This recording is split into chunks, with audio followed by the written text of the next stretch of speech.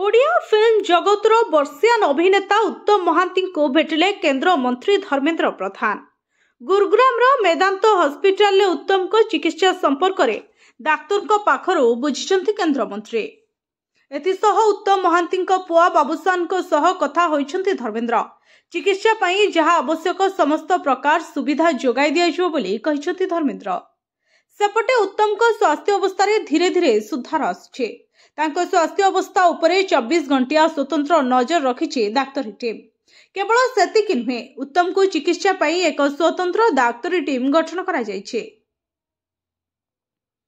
एही टीमर नेतृत्व नेउछंती ओडिया डाक्तर स्मृति मिश्र।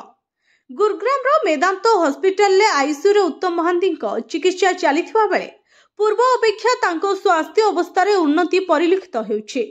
Liver cirrhosis रोग रे आक्रांत होइथिबा अभिनेता उत्तम महांती उन्नत चिकित्सा पई भुवनेश्वर गुरुग्राम को एयरलिफ्ट करा जायथिला। उत्तम का अवस्था विषय रे जदि कथा हेबा तेबे एजाय जहा सूचना आसीछि कि उत्तम को स्वास्थ्य अवस्था स्थिर रहिछि।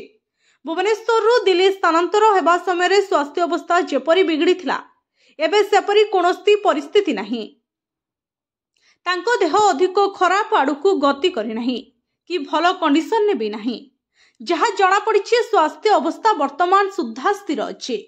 आशा करा जाउछि से खूब शीघ्र भल होई घर को फेरिबे आउ अधा रहि जाइथिबा फिल्म शूटिंग को मध्य पूरा करिवे। गुरुग्राम मेदांत हॉस्पिटल ले चलिछि उत्तम महांती को चिकित्सा। से लिभर सिरोसिस रे पीड़ित अछन्ते, सेथिपई से नियमित भाबरे हॉस्पिटल को चिकित्सा पई जानते। जेउथरे सह कलाकार थिले स्त्री अपराजिता महांती और पुओ बाबूसान महांती।